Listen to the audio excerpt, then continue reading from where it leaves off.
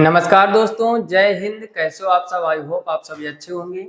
आज हम लोग चर्चा करेंगे, जैसा कि आप शुरू से देख रहे होंगे, ये नंबर सिस्टम का चर्चा चल रहा है और ये लेक्चर नंबर 11 है। और इसमें हमारा टॉपिक चल रहा है यूनिट डिजिट, इकाई अंक, और उसका ये लेक्चर नंबर 6 है। इसके पहले हम लोगों ने क्लासिफिकेशन ऑफ नंबर्स पढ़ा था, उसके बाद यूनिट डिजिट का लेक्चर 6 और टोटल 11 नंबर है।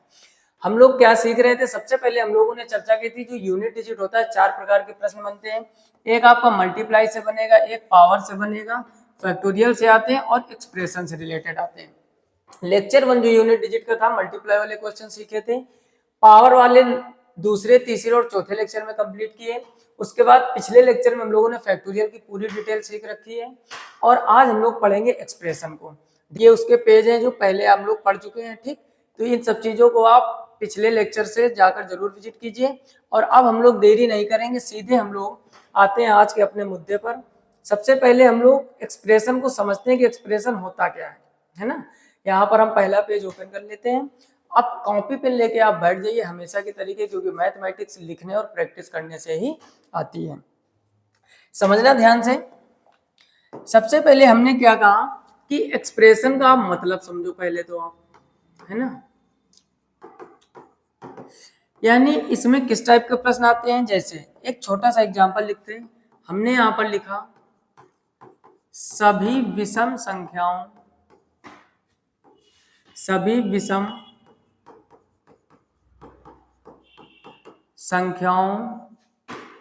के गुणनफल। ध्यान से समझना, आप भी वीडियो को रोक रोक के कॉपी में लिखिए। सभी विषम संख्याओं के गुणनफल में इकाई का अंक क्या होगा? इकाई का अंक क्या होगा? ठीक, ऐसा क्वेश्चन आएगा और कोई विचार आपको ऑप्शन दे दिए जाएंगे। अगला प्रश्न सीखते हैं, इसी में हम लोग जैसे दूसरा प्रश्न, जैसे विषम लिखा ऐसे सम भी लिख सकता है। आपसे पूछा जा सकता है सभी सम संख्याओं के गुणनफल में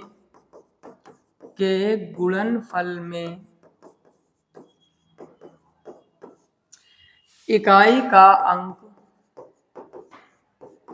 क्या होगा?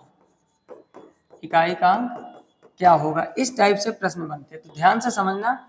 जैसे अगर हम इसको सॉल्व करने का प्रयास करें, इसका सोल्यूशन, तो लिखा है सभी विषम संख्याओं। अब ध्यान से समझना, सबसे पहली विषम संख्या 1 होती है, फिर 3 होती है, फिर 5 होती है, फिर 7, फिर 9, ऐसे डॉट डॉट डॉट हम लोग आगे तक चलते चले जाएंगे। अब एक बात बताओ, क्या विषम संख्याओं का कोई अंत होता है? तो इतना तो कॉमन सेंस आपको रखना पड़ेगा कि कुछ ना कुछ इसमें लॉजिक लग रहा होगा, है ना। अब इसके पहले के अगर लेक्चर में हम लोग जाएं, जो शुरू के लेक्चर अगर आप पूरे 5 देख चुके हैं, ये 6वां यूनिट डिजिट का है। हमने आपसे कहा था कि अगर सम के साथ में 5 आ जाए तो यूनिट डिजिट हमेशा 0 रहता है, और अगर विषम संख्याओं के साथ में 5 आ जाए तो उसका यूनिट डिजिट भी 5 रहता है। ये दो कॉन्सेप्ट हमने पिछले लेक्चर में पढ़ा है। इसका मतलब ये हुआ, कहने का मतलब भाव ये समझो आप, कि अगर हम यहाँ पर गौर से देखें तो 5 तो आपका आ गया जिसकी हमें जरूरत है, ठीक। और 5 के साथ में सभी की सभी कैसी संख्याएं हैं? विषम। क्या सभी विषम संख्याओं में कोई सम संख्या आएगी? नहीं आएगी। इसका मतलब 5 के साथ में सभी विषम संख्याएं। और ये कॉन्सेप्ट हमारा या ट्रिक कहती है कि जब विषम के साथ में 5 का मल्टीप्लाई करते हैं तो जो यूनिट डिजिट होता है भाई साहब, वो सदैव 5 ही रहता है। यही इसका आंसर। पेन उठाने तक की जरूरत नहीं है, शुरू से हम जैसे थंबनेल में लिखते हैं ना, मात्र 5 सेकेंड में तो आप देखते हैं आंसर बताओगे। जैसे आपने देखा सभी विषम संख्याओं की बात कर रहा है, तुरंत आपके मन में आना चाहिए कि 5 एक विषम संख्या है। 5 के साथ में सबकी सब विषम है तो आंसर भी 5 आएगा, यूनिट डिजिट। अब हम लोग यहाँ पर आते हैं, इसको सॉल्व करने का प्रयास करते हैं, इसका सोल्यूशन निकालते हैं। यहाँ पर आप गौर से समझोगे, लिखा है सभी सम संख्याओं के गुणनफल में इकाई का अंक क्या होगा। सभी सम संख्या कह रहा है तो 2 भी आएगा, 4 भी आएगा, 6 भी आएगा, 8 भी आएगा, 10 भी आएगा। बस 10 से ही अपना काम हो गया। जैसे ही 10 मिला यानी एक 0 मिला, अब 10 का किसी से भी गुणा कराओगे पीछे तो 0 रहेगा। बोलो, रहेगा कि नहीं रहेगा? इसका मतलब इसका जो यूनिट डिजिट रहने वाला है वो कन्फर्म है 0, क्योंकि 10 जैसे आएगा फिर किसी से भी मल्टीप्लाई कराओगे लास्ट में हमेशा 0 ही आएगा। तो ये क्वेश्चन आपके एसएससी CHSL में पूछे गए दोनों प्रश्न हैं, सभी विषम का भी और सभी सम का भी। क्लियर? जल्दी से स्क्रीनशॉट ले लीजिए, फिर आगे के प्रश्न करते हैं। क्लियर? अब हम लोग इसी टाइप से कुछ और प्रश्न करते हैं। बात को हमारी अच्छे से आप समझ ही गए होंगे। अब जैसे अगला प्रश्न लेते हैं, क्वेश्चन नंबर 3, इसी से रिलेटेड। ठीक, अगला हम लोग लेते हैं, यहाँ पर लिखा सभी अभाज्य संख्याओं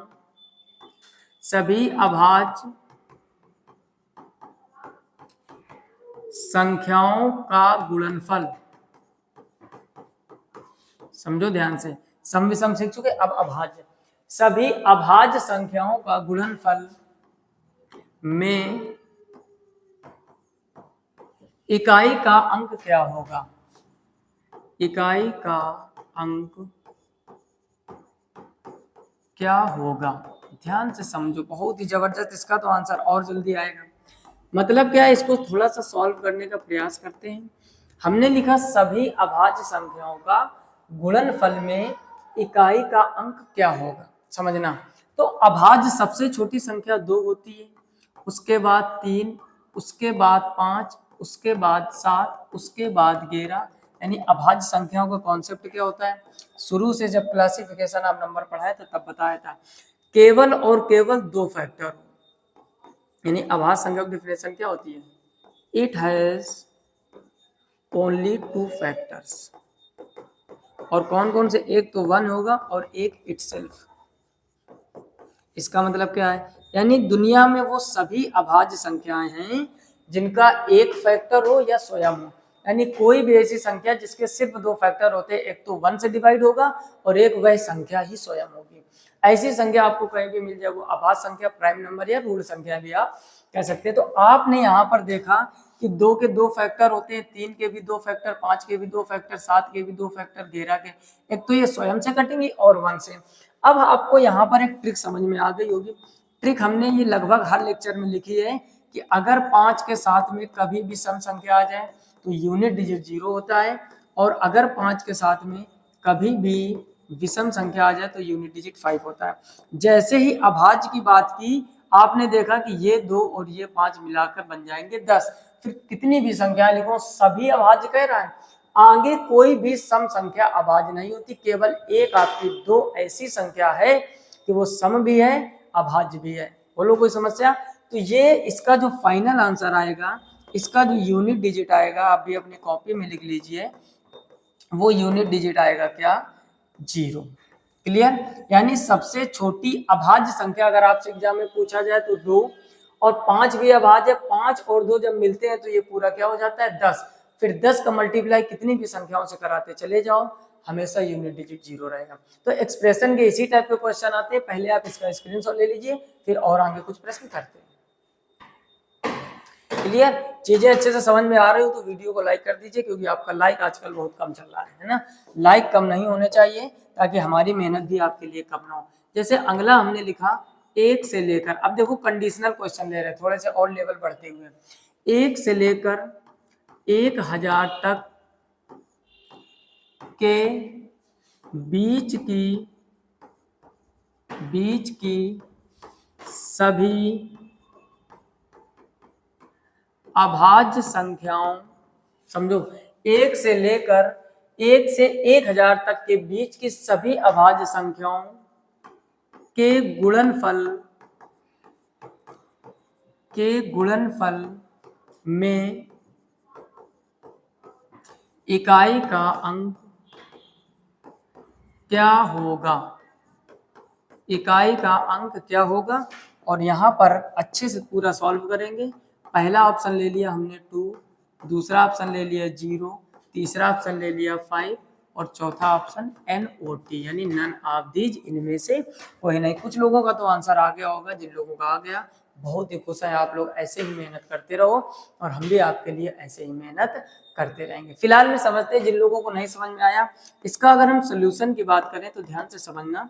कह रहा है 1 से लेकर 1000 तक। अब कुछ लोगों के मन में तो ये आ गया होगा कि 1 से 1000 तक यानी 0 आ गया, तो आंसर तो इसका 0 हो जाना। बेशक आपके तुक्के से ये आंसर सही हो गया हो, लेकिन आपका कॉन्सेप्ट गलत अगर आपने 1000 को लिया है। क्योंकि भाई मेरे बात यहाँ पर क्या है कि 1 से 1000 के बीच की आपको विषम अभाज्य संख्या लिखनी, 1 से 1000 तक के बीच की केवल अभाज्य संख्या लिखनी है। तो सबसे पहली अभाज्य संख्या क्या आएगी? 2, उसके बाद 3, उसके बाद 5, उसके बाद 7 और उसके बाद 1000 के पहले वो कौन सी संख्या है जो अभाज्य है? तो शायद आपको पता होगा 997। यानी यह एक ऐसी संख्या है किसी भी पहाड़े से नहीं कटेगी, अपने आप से कटेगी या 1 से कटेगी। लेकिन आपने अगर ये दिमाग लगाया ना कि 1000 का मल्टीप्लाई करेंगे तो लास्ट में 0 रहेगा तो आंसर 0, ये कॉन्सेप्ट आपका गलत है, आंसर बेशक सही हो गया, कभी कभार तुक्का भी सही लग जाता है। क्लियर? जैसे यहाँ पर आप लॉजिक क्या लग रहा है उसको समझो। आपने इस 2 का गुणा इस 5 में किया क्योंकि ये भी अभाज्य है, ये भी अभाज्य, और 1 से 1000 के बीच की अभाज्य लिखनी है तो 5 का गुणा जब 2 में करोगे तो क्या आ जाएगा? 10। ये वाला 10 किसी से भी गुणा कराओगे अब तो वो लास्ट में 0 ही रहेगा। इस वजह से भाई साहब फाइनल आंसर इसका क्या आएगा? 0 आएगा। लेकिन आपने ये दिमाग लगाया कि 1000 का गुणा करा है तो आंसर तब भी 0 आ गया, लेकिन कॉन्सेप्ट अगर गलत। बहुत से लोग ऐसे हमारे ऑफलाइन बैच में जो बच्चे हैं वो गलत करते हैं, है ना, जल्दबाजी में कि 1000 है 0 आएगा। ये समझो कह क्या रहा है? अभाज्य संख्या है। अभाज्य संख्याओं का मतलब हुआ कि आपको 2, 5 मिलकर ये 0 बन जाएगा तो आंसर तो 0 आएगा, लेकिन 1000 के पहले 997 आपकी एक ऐसी संख्या है जो अभाज्य है। बात क्लियर हुई कि नहीं? एक और छोटा सा क्वेश्चन यहाँ नीचे लिखते हैं और आप भी साथ में लिखते हुए चलो। हमने लिखा इस बार क्या? 3 से लेकर, ध्यान से समझना, लिखते हुए चलो, 3 से लेकर 100 के बीच की सभी अभाज्य संख्याओं के गुणनफल में इकाई का अंक क्या होगा? में इकाई का अंक क्या होगा? आप भी वीडियो को पॉज करके क्वेश्चन को लिख लीजिए। अब इसके सॉल्यूशन की बात करते हैं। समझो 3 के बाद की और 100 के पहले की आपको अभाज्य संख्या लेनी, दिमाग लगाओ जरा। 3 के पहले तो अभाज्य था आपका 2, जो कि नहीं लेना। लॉजिक समझो, कंडीशनल क्वेश्चन है, आते हैं एग्जाम में ऐसे। अब हम यहाँ पर अगर इसको हल करना चाहेंगे तो 3 के बाद पहली अभाज्य मिलेगी 5, फिर मिलेगी 7 और लास्ट वाली मिलेगी 97। यानी 3 के बाद पहली अभाज्य क्या है? 5, 5 के बाद 7, 7 के बाद 11, ऐसे अभाज्य संख्या 97। हमने आपको सिखाया कि 2 एकमात्र ऐसी संख्या, यहाँ पर स्टार बना के लिख लो, 2 एक ऐसी संख्या है जो सम भी है और अभाज्य भी है, और कोई भी ऐसी अभाज्य संख्या नहीं होगी जो सम हो, केवल 2। और आपसे कह रहा है 3 के बाद, समझो ध्यान से, आपसे क्या कह रहा है? 3 के बाद, तो 3 के बाद तो मिलेगी 5। अब 5 सभी विषम संख्याओं के, यानी इसके बाद 2 के बाद जितनी भी अभाज्य संख्या है वो सब के सब विषम होती है। अब यहाँ पर ट्रिक कौन सी लगेगी? समझो ध्यान से, यहाँ पर ट्रिक लग गई कि 5 के साथ में अगर विषम संख्या मिल जाए तो हमेशा यूनिट डिजिट भी क्या रहता है? 5। तो ये 5 तो लोगे, सामने आगे जितने भी 97 तक संख्याएं होंगी, अभाज्य संख्याओं की बात कर रहे हैं, वो सभी की सभी अभाज्य संख्याएं कैसी होंगी? विषम। तो विषम का गुणा जब 5 से करोगे तो आंसर क्या आएगा? 5। यानी इसका जो फाइनल आंसर आएगा, इधर ऊपर लिखे दे रहे हैं, वो 5 आएगा। बोलो बात समझ में आई कि नहीं? अगर 2 शामिल नहीं है, अगर 2 वो भी शामिल किया गया और सभी अभाज्य संख्याओं का गुणनफल तो आंसर 0। अगर 2 एक अभाज्य संख्या और सम भी है, वो नहीं आ रही है आपके क्वेश्चन में, जैसे 3 और 100 के बीच में 2 नहीं आएगा, इसका मतलब 5 का सभी विषम संख्या, एक तो ये शॉर्टकट हो गया। अब कुछ लोग 5 का गुणा 7 से करेंगे, फिर 11 से, फिर 13 से, फिर 17, 19, फिर 23, फिर ऐसे 29, ऐसे करते रहोगे 97 तक, तब भी आंसर 5 आएगा। क्लियर? तो ये बेस्ट कॉन्सेप्ट है जो हम आपको सिखा रहे हैं।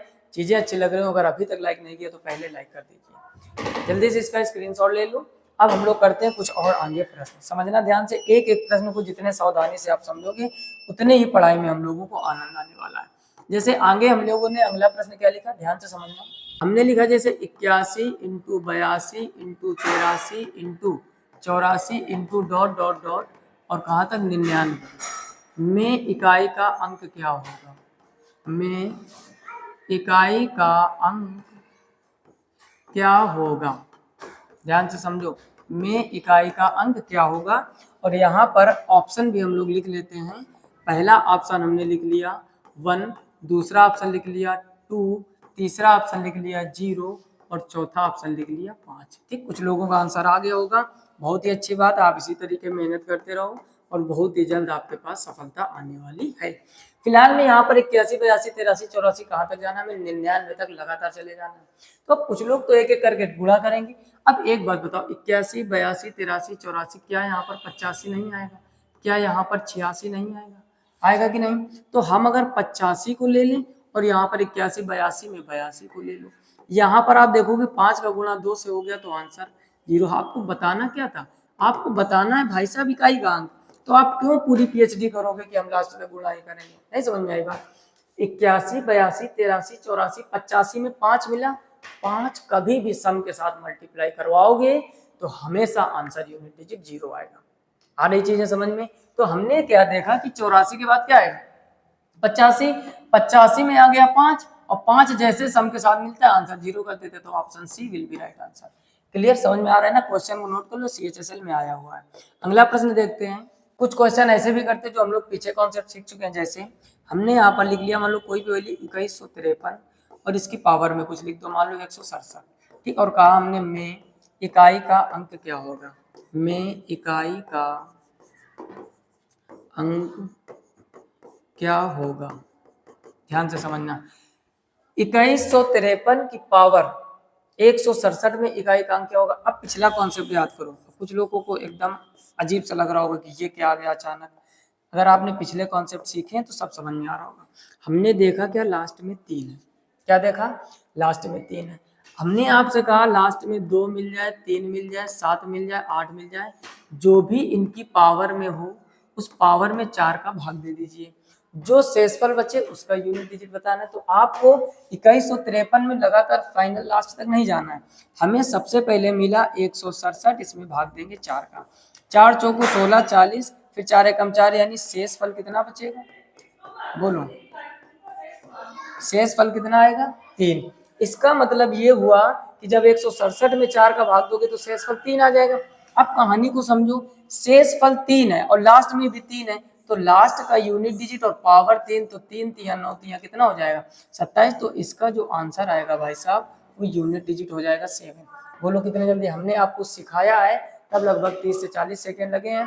आप खुद से करोगे, देखते ही आंसर बताओगे। क्लियर? जैसे 2153 में लास्ट में क्या है? 3।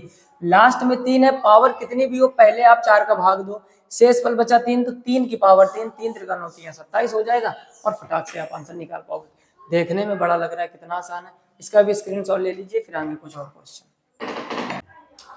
क्लियर? इसी तरीके कुछ और प्रश्न लेते हैं, आसान से प्रश्न जिनको आप अच्छे से समझने का प्रयास करोगे। जैसे हमने अगला प्रश्न क्या लिया?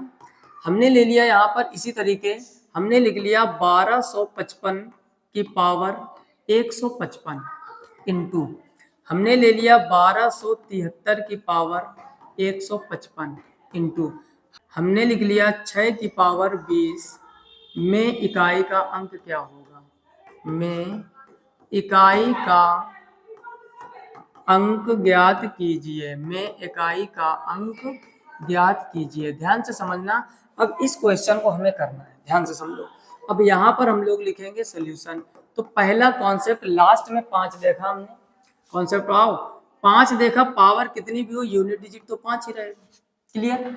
अच्छा, यहाँ पर लास्ट में 3, अभी क्वेश्चन किया था पीछे, पावर 3 है तो पहले पावर में, सॉरी लास्ट डिजिट 3 है तो पावर में 4 का भाग दोगे, 4 ते आई 12, 3 बचा 35 हो गया। अब 4 का पहला पढ़ना है तुम्हें कि 35 से ज्यादा ना हो, तो 4 अट्ठे 32, 4 अट्ठे 32 और 3 35, यानी शेषफल में कितना बचेगा? 3, यानी लास्ट में 3 है और पावर में भी कितना बचा? 3।